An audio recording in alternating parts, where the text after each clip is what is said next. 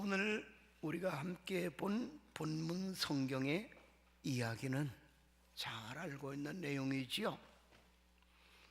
10명의 나병 환자가 우리 주 예수님의 은혜로 동시에 나음을 입었어요. 그러나 그 예수님께 돌아와서 감사합니다 하고 감사를 드린 사람은 단 한 명밖에 없고 나머지는 감사를 드리지 않았다. 예수님께 돌아와 감사하다는 표현도 없었다. 아직까지. 여러분, 이 이야기를 여러분들 듣고 새길 때마다 이런 생각이 안 듭니까?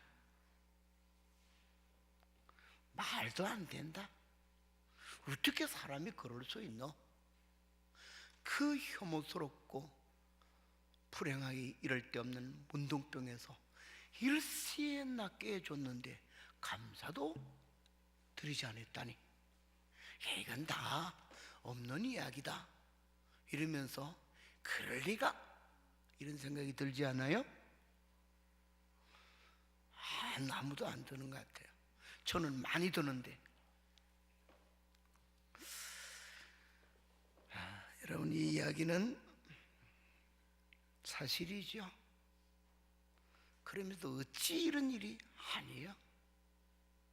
많이 있는 일이에요. 타락된 인간의 역사는 끊임없이 이런 일이 반복이 된다, 그럴 수 있어요. 그래서 우리 주변에서 어떤 호의 사랑을 베풀어 줬는데 정말로 그것을 받은 사람이 와서 고맙다고 진정어린 인사를 하는 경우는 참 없더라고. 서운한 말들을 많이 해요. 좀 세월이 지났습니다만 우리 교회도 10수년 전에 고등학교 학생들도 3개월마다 한 번씩 내는 분기별 등록금이 많았을 때 어떻게 하면은 작은 우리 교회의 힘이지만은 좀 도움이 될까 봐서 같은 동네에 있는 고등학교에 장학금을 교장 선생님에게 매 분기마다 4명씩 추천을 받아서 지원을 했어요. 정확한 숫자는 모르겠습니다만은 20-30명은 되지 않겠나 이렇게 되는데, 참 얼마 지나고 난 뒤에는 너무너무 마음이 아파서 그만해야겠다, 다른 방식으로 차라리 어려운 가정들을 돕고 아이들을 지원하는 게 낫겠다 싶었는데, 이유는 그렇게 약간씩이지만 도움을 받은 학생들이나 그 학생들은 고아가 아니야. 다 부모님들이 있어. 가정에 어려운 일들이 있어서 자식을 키우기 힘든 그런 가정들이었는데, 부모님들이나 목사님 고맙습니다, 교회가 이렇게 베풀어 주시니 참 고맙습니다, 힘내서 열심히 공부하겠습니다, 아이들을 더 잘 키우겠습니다, 전화로나 편지로나 연락해 준 사람이 하나도 없어. 단 하나도 없는 거야. 안 되겠다, 이 방식이 달라지겠다 말을 친 적이 있죠. 근데 이 비슷한 이야기는 우리 주위에 수없이 많이 있어요. 왜 그럴까요? 왜 사람이 이럴까요? 이게 참 보통 문제가 아니죠. 얼핏 생각하면 감사라는 것만큼 쉬운 게 없어요. 그래서 정말 고마울 때 너무 고마워요, 감사해요 이러면 감사가 시작되는 것이고, 된 거 어떤 때는 그거로 끝나는 거예요. 그게 그렇게 없는 거예요. 감사는 실상은 쉬운 것 같으나 그렇게 쉬운 것은 아니다라는 사실을 증명을 하는 것이죠. 오늘 우리는 이 본문 속에 9명은 다 감사할 줄 모르는 사람이지만은 유독히 한 사람, 오늘 성경은 그 인적 사항을 두고 말하기를 사마리아 사람, 이방인이요, 한 사람이 하나님께 큰 소리로 영광을 올려드리고 그 예수님께 돌아와서는 그 앞에 무릎을 꿇고 절을 하며 고맙다고 인사하는 그 모습을 보이는데, 우리는 이 사람에게 오늘 주목을 해봐야 될 귀한 가치가 있어요. 뭐 때문에? 그 절대적 다수가 되는 9명은 감사도 드릴 줄 모르는데, 이 한 명은 이들보다도 조건이 훨씬 나쁠 수 있는데 그렇게 이렇게 감사 인생이 됐는가? 거기에서 우리는 이 한 사람 사마리아 나병 환자의 감사에서 감사의 지혜, 감사하는 신앙, 자세, 이걸 배울 수 있는 줄 믿으시길 바랍니다. 그래서 오늘은 뜻깊은 우리 추수감사주일을 보내면서 한 사마리아 나병 환자의 감사, 이런 제목으로 잠깐 말씀을 나눌 때, 여러분 우리의 인생의 전환기를 맞을 수 있는 큰 은혜가 있게 되기를 주의 이름으로 축원합니다. 본문은 3가지 내용으로 한번 찾아볼 수가 있어요. 첫째는 큰 은혜를 나 같은 자가 입었다 하는 겸손한 자기 인식이 있었다. 누구에게? 이 한 사마리아 나병 환자에게 큰 은혜를 나 같은 초란 자가 이 은혜를 입었다는 겸손한 자기 인식이 있었다. 여러분, 감사는 어디에서 나오는 것이죠? 은혜를 깨달은 마음에서 나오는 것입니다. 은혜를 깨닫는 마음이 없으면 감사는 절대 있을 수가 없고요, 감사가 있다 할지라도 그것은 그치리. 감사절에 졸면은 감사할 거리가 새 나가요. 조심하시길 바라고, 부모의 은혜를 깊이 깨달은 마음이 있는 자녀는 효자가 돼요. 효녀가 되고, 스승의 은혜를 잘 깨달은 마음을 가진 자는 그 스승의 좋은 훌륭한 제자가 돼요. 이것처럼 메사의 모든 것에서 내게 은혜를 베푸는 자의 은혜를 깨달은 마음의 깊이가 얼마나 깊은가에 따라서 감사는 높이가 되는 거예요. 감사의 분량이 된다, 그 말이에요. 오늘 본문의 10명의 나병 환자들이 자기 동네 앞을 지나가는 예수님을 보고는 참 지긋지긋한 고통스럽고 불행하고 부끄러웠던 그 자기들의 신세를 가지고 멀리잠시 서서 예수님을 향해 부르짖습니다. 예수 선생님이여, 우리를 불쌍히 여겨 주소서. 성경은 소리를 높여, 처지가 딱하니까 소리가 높아지게끔 되어 있어요. 애원하는 목소리가 컸다가 말. 나병으로부터 가족에게로부터도 격리되고, 사회로부터는 외면과 멸시를 당하는 수욕을 당하고, 자기 스스로가 자기를 봐도 온 피부가 짓물러지고 뼈마디가 떨어져 나가는 같은 그 아픔을 겪으면서 참 초라한 자기 존재인 것을 인식하지 아니할 수 없었지요. 그래서 예수님을 향해 부르짖는 목소리도 불쌍히 여겨 주소서, 우리를. 그 애원의 목소리였습니다. 그러나 다 우리 예수님께서 그런 소리를 듣고는 너희가 나았다, 이제는 너희 몸을 제사장에 가서 보이라. 주님이 신비로운 명령을 합니다. 그 명령을 따라서 그들이 제사장에게 몸을 보이기 위해서 가는 도중에 그들의 몸에 이상이 일어나는 거예요. 뭐가 건질건질하고. 그래서 열어봤더니 세상에 그 짤막한 순간에 짓물렀던 상처들은 딱지가 앉아서 딱지가 떨어지니까 건질건질하는 거예요. 떨어진 피부는 어린아이 피부처럼 못하게 되고. 그런데 대부분의 사람인 9명은 아까 불쌍히 여겨 소소하고 크게 소리 질렀던 자세들은 사라지고는 다 어디론가 가고 싶은 데로 가버렸어요. 한 사람만 예수님께로 돌아옵니다. 그는 돌아와서 뭘 했는 것을 이야기하냐, 큰 소리로 하나님께 영광을 돌리고 예수님께는 무릎을 꿇고 엎드려 절을 하며 감사했다, 이렇게 말을 했습니다. 이 한 사람과 9명의 차이점이 뭡니까? 9명은 유대인들이죠. 그들은 그들의 신세 때문에 부르짖을 때는 소리를 높여 불쌍히 해달라고 그랬는데 정작 몸이 나았고 보니까 그들은 그것이 더 큰 소리로 감사로 연결이 안 됩니다. 그러나 반대로 한 명의 사마리아 사람은 더 목소리를 크게 해서 하나님께 사람들 의식하지 않고 부끄러워하지 않고 올려드려요. 굉장히 간단한 대답이에요. 뭐가 차이냐? 마음가짐이요.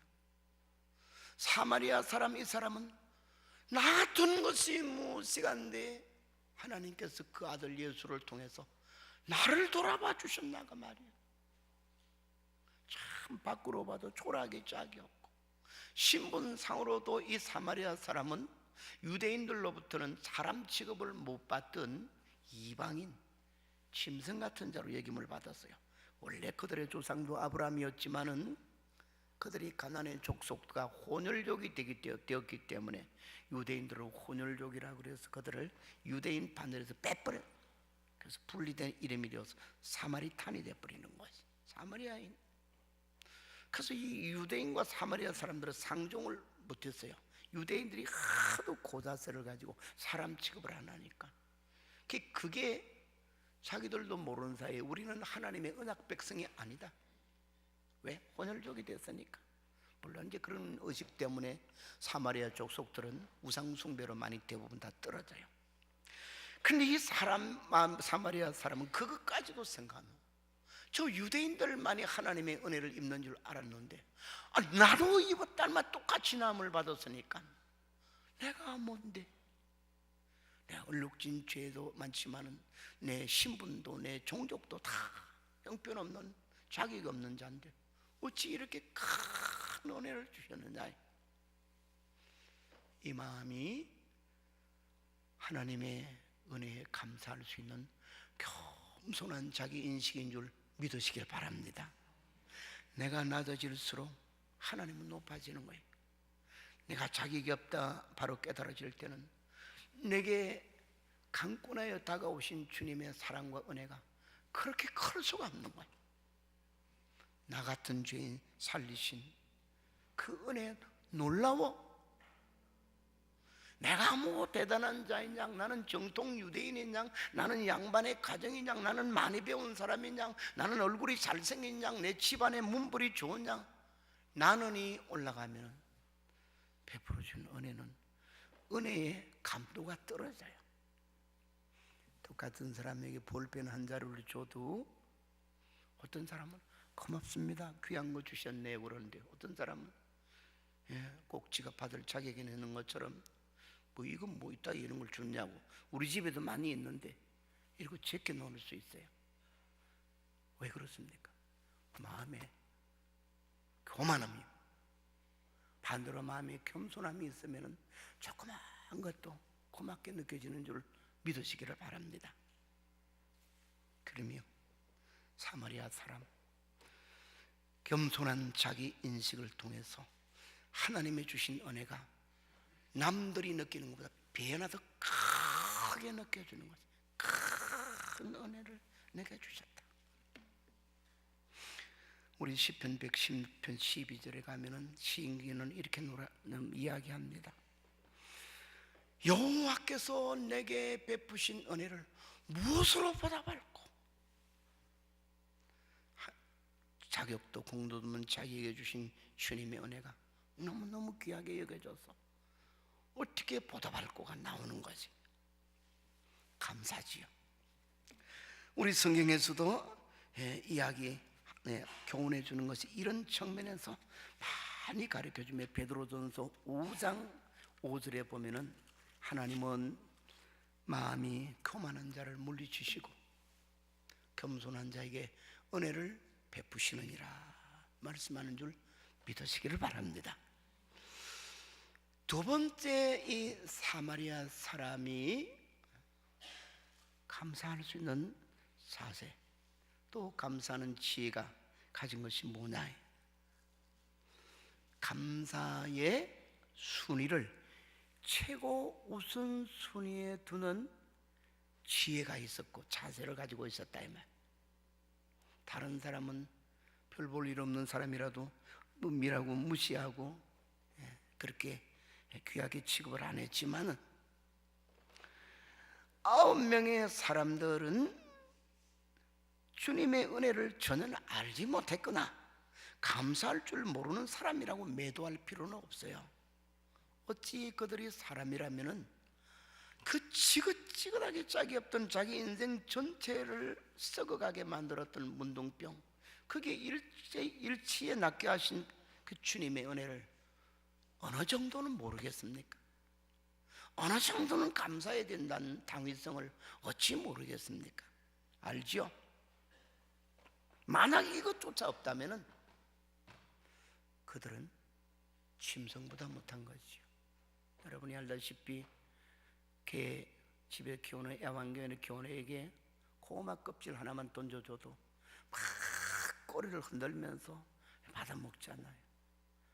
몇 년 키우다 보면은 사람과 주인과 사이에 참 묘한 이청이 생겨서 주인이 저 아래층 몇 층 현관에 오는데도 몇 층 위에 있는 개가 벌써 주인의 기가 막힌 어떤 후각을 통해서 알고는 막 문간에 나가서 서가지고 기다리고 있고 꼬리 흔들고 있고. 전에 우리 집에 키운 개가 그랬어요.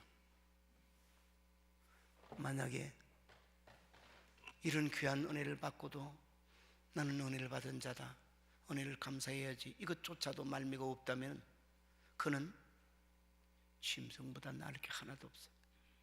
나은 정도가 문제가, 낮고 비슷한 게 아니라 그보다 못해. 짐승 수준에도 못 가는 거예요. 그렇기 때문에 9명의 사람들이 짐승보다 못한 사람이다, 그 말은 아니에요.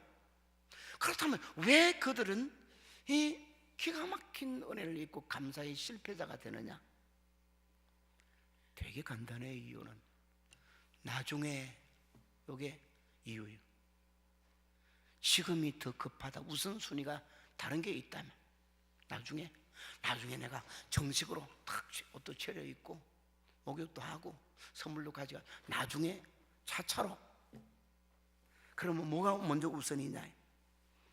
이렇게 가상을 할 수 있지요. 그분이 제사장에 가서 빨리 나았다는 정표를 받아가지고 집으로 돌아가는 일이 중요하니까 제사장에게 몸을 보이는 일이 더 중요하다. 이 당시에 이 유대인은 종교사회지요. 사회에서는 문둥병으로 고생했던 사람이 어쨌든 간에 이제 좀 치료가 되면은 그 증거, 문둥병에서 나음을 받았던 증거를 누가 줘야 가정으로 돌아가고 사회로 돌아갈 수 있느냐? 제사장이 이제 눈을 가지고 다 옷을 벗어보게 하고 한 뒤에는 증명서를 써줘요. 그럴 때 가족에게 돌아갈 수 있고 사회로 돌아갈 수 있어요. 그래서 예수님이 너희 가서 몸을 보이라 그랬어요. 가는 도중에 그들에게는 고침의 역사가 일어나죠. 그러니까 그들은 제사장에 가서 건강 확인증을 받는 것이 우선이기 때문에, 어떤 사람은 이 문둥병 때문에 결혼했던 사람이라면 사랑하는 아내도 있고 자식들도 있을 것인데, 내가 나왔으니까 빨리 가서 내 아내에게 보여주고 내 아이들에게 보여주고 그래야지. 이만큼 기다리고 황홀한 이야기 어디 있겠느냐? 내 가족에 가는 일이 더 우선이기 때문에. 또 나를 외면한 이웃들이 사람 취급도 안 하고 나만 나타나면 멀리 도망을 가고 그랬는데, 이 사람들에게 내가 웃돌이를 벗고 나서도 내 건강해진 몸을 보여서 나도 당신들과 당당하게 이 사회의 일원이 되어서 나 건강하게 살아갈 것이요, 빨리 보여줘야 돼. 이것이 중요하니까. 이런 등등의 핑계거리가 얼마든지 있을 수 있어요. 나중에 그 다음에 예수님께 와서 감사하겠다. 그럴싸하지요. 그러나 성경의 교훈에 의하면 그건 순위가 잘못되는 거지. 은혜를 받은 사람들의 최우선 순위는 내게 은혜 준 사람에게 감사가 최우선 순위, 영순위인 줄로 믿으시기를 바랍니다. 이것이 하나님이 우리에게 주시는 감사의 찬소예요. 감사의 기회예요. 이걸 놓치면 안 된다 이 말.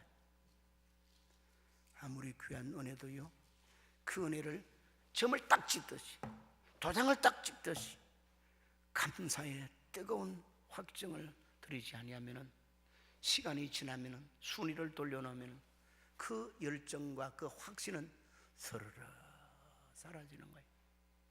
나중에는 별로 고맙지 않게 느껴져요. 나중에는 기억 속에서도 잊어져 버리고 말아요. 목회를 하면 그런 사람 참 많이 봤어요.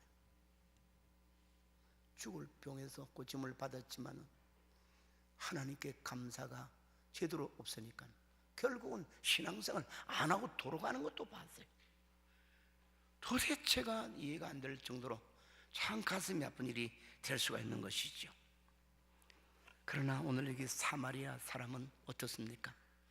자기가 주님의 은혜를 입었다는 것을 알자 그 문둥병에서 나병에서 격리가 되어 살았으니 손에 가진 것이 무엇이 있겠습니까?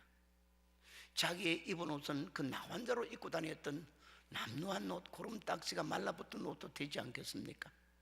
그 사람에게는 그게 문제가 아니에요. 그게 보이지를 않는 것이. 나를 낫게 한 이 은혜, 나 어떻게 하면 감사를 표현할 수 있지? 그러며 즉시로 돌아가서 주님 앞에 영광을 올려드리며 감사를 드린 것이에요. 나중과 천천히 차차로는 이 사마리아 사람에게는 친구가 아니에요. 핑계거리도 되지도 않고. 성도 여러분, 우리가 은혜를 입었을 때는 나중으로 천천히 이렇게 하는 것은 마귀가 감사를 도둑질해 가고 감사의 근거가 된 은혜를 도둑질하기 위한 기회를 마련해 주는 것인 줄 알고 그런 어리석은 우를 범치 마시기를 바랍니다. 데살로니가전서 5장 18절에 우리가 잘 아는 말씀이죠. 범사에 감사하라. 이는 너희를 향하시는 하나님 아버지의 기뻐하신 뜻이니라. 그래서 여기에 나오는 범사의 그 말은 우리의 하루의 삶에도 수만 가지의 일들이 벌어지고 믿고 의지하여 살아가는 우리의 생활에는 하나님의 손길이 어느 곳에도 안이 깃들어 있는 것이 없어요. 그래서 범사에 감사한다는 것은 그 감사의 은혜를 즉시로 감사합니다. 감사합니다. 이것에도 감사. 심지어는 우리가 생각하는 기준과는 달리 아플 때도 이걸 통해서 합력해서 선을 이루게 하시는 하나님의 섭리가 있다. 감사합니다. 이런저런 우한거리가 생겨도 나로 하여금 기도하기 위해서 하나님의 살아계시는 사랑과 권능을 체험하는 기회를 줘. 감사합니다. 감사는 그리스도인들의 순위에서 1순위가 되어야 될 것을 가르쳐주고 오늘 사마리아 사람을 통해서 보여주는 줄로 믿으시기를 바랍니다. 마지막 세 번째 교훈이 되겠어요. 이 사마리아 사람에게 또 한 가지, 그가 하나님을 바로 알고 예수님을 바로 알라 믿음 생활을 하게 되는 이것은 아주 짧은, 어찌 보면 동시적 사건 같은 것이지만은 감사의 진정한 정성이 뭔가를 이해를 하고 있었다고 말이에요. 시편을 비롯해서 성경에 가르쳐주는 이 감사의 정성은 많은 모양새를 가지고 다양하게 가르쳐줍니다. 감사의 절기를 지키는 것도 감사하고, 감사의 제사를 드리는 것도 감사해요. 감사의 예물을 드리는 것도 감사해요. 다 귀한 것이에요.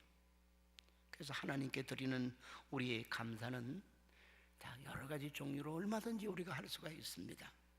꼭 필요한 것이기도 하고. 그러나 거기에서 한 가지 절대로 잃어버려서는 안 되는 정신이 있어요. 감사는 한번 따라해 보실까요? 그 치레가 아니다. 그러나 오늘날 많은 사람들은 감사를 그 치레에다가 초점을 두고 있어요. 그럴싸한 그 지혜. 그리고는 스스로는 나는 감사하고 있는 사람이다, 감사하는 감사맨이다, 이렇게 생각해요. 아니에요. 우리가 믿는 하나님은 우리의 정심을 꿰뚫어 보니까 감사의 진정한 정성은 이 안을 쳐다보시는 줄 믿으시기를 바랍니다. 그 지리가 아닌 중심이. 그러면 그 중심에서 드려야 될 것이 뭐냐? 그것도 간단해요. 나를 드리며 감사. 우리가 감사절기가 되면은 참 정성껏 예물을 준비하잖아요. 추수감사절 때도 추수감사 헌금봉투에다 다 우리 기도하고 1월달부터 이 추수감사절 때까지 하나님 그동안 에벤네셀이 하나님이 되셔서 내게 주신 은혜가 무엇인가를 종이도 적어보고 참 은혜가 많구나. 그래서 우리가 정성껏 감사 예물을 드립니다. 옛날 우리 사회가 농경 위주의 사회였을 때는 연세 드신 분 잘 알겠습니다만은 교회는 추수감사절 예물을 가지고 1년 예산을 짰어요. 대부분이 뭐냐요? 곡식이, 쌀 대부분이 있고, 그 다음에는 뭐 밀도 있고 보리도 있고 기타 이제 뿌리채소도 있고 그랬는데, 다 옛날에 농경 사회였으니까 이 화폐가 많이 융통되던 때가 아니니까, 그래서 그때 드리는 쌀가마늘을 가지고 그거 가지고 처분해서 교회도 수리하고 또 목사님 월급도 주고 뭐 기타 교회 봉사도 하고 구제도 하고 전부 다 그래요. 그래서 이때 되면은 교회 창고가 빈 창고였다가 그래도 쌀가마니가 좀 모여지는 때 창고 안에는 고구마도 있고 가지 각색 뿌리채소도 있고 별로 다 있어요. 여기 뭐 대표적인 거 몇 가지만 있어도 얼마나 풍성합니까? 내년에는 이 성찬대를 2개를 낳아가지고는 좀 더 그럴싸하게 만들었으면 좋겠다 생각이 되는데, 이런 것도 다 중요해요. 그래서 우리는 감사의 정성스러움이 예물로도 예배를 통해서도 절기를 지킴을 통해서도 다 있어야 돼. 그러나 이런 게 다 있을지라도 그 속에 누가 없으면 그 지뢰예요. 그걸 드리는 내가 없으면. 그래서 로마서 12장 1절에서는 말하기를 너희 몸을 하나님이 기뻐하는 산제사로 드리라. 뭘 가르쳐요? 나를 드리라. 나 전부를 드리라는 거예요. 몸이라는 게 꼭 육체만을 생각하지 말고 나 자아 전체를 상징하는 말이다 그러고 나를 드림이 있어야 되는 거예요. 감사의 예물 속에도 내가 있을 때 그 감사의 예물은 그 질의 돈이 아니, 나를 옷 입고 있는 것에 해당되고 뭐 기타 뭐 여러 가지가 있고 봉사도 있겠고 여러 가지 활동도 있잖아요. 감사해서 하는 것도 그 속에 내가 있을 때는 그건 그 치료가 아니라 속 알맹이가 있는 것이 되는 것이 사마리아 사람으로 돌아가는 거예요. 저는 이런 상상을 해봤어요. 이 10명의 나환자들이 예수님께로부터 치료를 받은 것은 오늘날 교회처럼 목사님이 교회 사무실에 앉아 있으며 교인들의 상담 전화도 받고 방문도 받고 위하여 기도도 해주고 신방도 하고 이래서 딱 틀에 있는 것이 아니라 예수님은 지나가시다가 동네로 지나가시다가 이 10명의 문둥병자를 만나는 거죠. 그들은 예수님을 만나서 주 예수여, 예수 선생님이여, 나를 불쌍히 여기소서, 우리를 불쌍히 여기소서 그랬거든요. 근데 예수님께서 그들을 향해 말하기를 너희 몸을 지상에 보이라 그랬으니까 그들은 한참 가다가 그들의 몸에 이상이 오는 것을 보니까 낫단 말이에요. 그래서 한 사람은 돌아오는데 시간적인 흐름이 있잖아요. 예수님은 그 동네를 지나가시는 중이고, 그래서 이 사마리아 사람에게는 이런 생각이 들죠. 예수님이 거기에서 안 계실 수도 있다. 지금 예수님을 만나지 못하면은 못 만날 수도 있다는 거예요. 예수님의 명령을 따라 떠나갈 때는 시간이 천천히 걸어갔겠지만은 예수님을 만나기 위해서 다시 돌아오는 시간에는 얼마나 걸렸을까요? 아무도 몰라요. 저는 생각하기를 뛰어간 것이 아니라 날아갔다 생각해요. 왜? 나를 고친 그 주님을 내가 만나야 되는 거예요. 왜? 감사의 나를 보여줘야 되기 때문에, 나를 드려야 되기 때문에. 얼마나 숨도 쉬지 않고 막 날아갈 듯이 뛰어왔을까. 그리고 그 주님이 거기 계신 것을 보니까 막 그 앞에 벌썩 무릎을 꿇고 주저앉아서 고개를 숙여 절하면서 감사를 드렸다. 우리는 하나의 이 모습이지만 상징화된 그 속에서 의미를 찾을 수 있어요. 그러며 주님의 은혜에 진정한 감사는 내 속에서 끓어오는 감격의 마음과 어떻게 하면 그 주님 앞에 내 작은 것이라도 주님 앞에 진정한 감사를 드릴까 해서 나의 온갖 정성과 사랑하고 이제는 정말 그를 의지하여 살고 싶은 믿음이 야무러져 있는 그런 것이 있다. 그러나 9명은 그는 가다듬어진 정신이 없었던 거죠. 그래서 예수님께 달려오기는커녕 자기 집으로 가기에 바빴고 다른 곳으로 가기에 바빴던 것이. 여수에 가면은 애양원 교회가 있고 그 안에 손양원 목사님의 기념관이 있고 그 안에 진열품들이 있는데 평소에 쓰던 성경, 찬송, 설교 노트, 기타 사용했던 이런 것들이 전시되어 있는데 그 찬송 성경책 앞에 하얀 봉투가 하나 전시가 되어 있어요. 거기는 자세히 바라보면 보통 사람이 그냥 지나치는데 자세히 보면 이렇게 적혀 있어요. 감사 헌금 손양원 헌금 1만 원 그렇게 되어 있어요. 이것은 무슨 봉투냐 하면은 손양원 목사님이 두 아들이 동인이가 있었지요. 학교에서 공산주의 사상의 앞집이 역할을 했던 다른 좀 폭행성의 학생들에게 예수 믿는다는 것 때문에 막 구박을 받고 핍박을 받고 이런저런 그 폭행 앞에 동인이와 동신이가 나는 하나님 살아계시고 예수님 사랑을 믿는 자다. 그러므로 그렇게 할 수 없다 하고 어떤 좋지 못한 일에 가담하는 것도 거부하고 그 믿음 지키는 그것 때문에 맞아 죽지요. 둘이 다. 그 두 아들 둘이밖에 없었어요. 그때 나중에 유복자로 하나 더 태어났는데 그게 제 두의 후배 목사가 됐어요.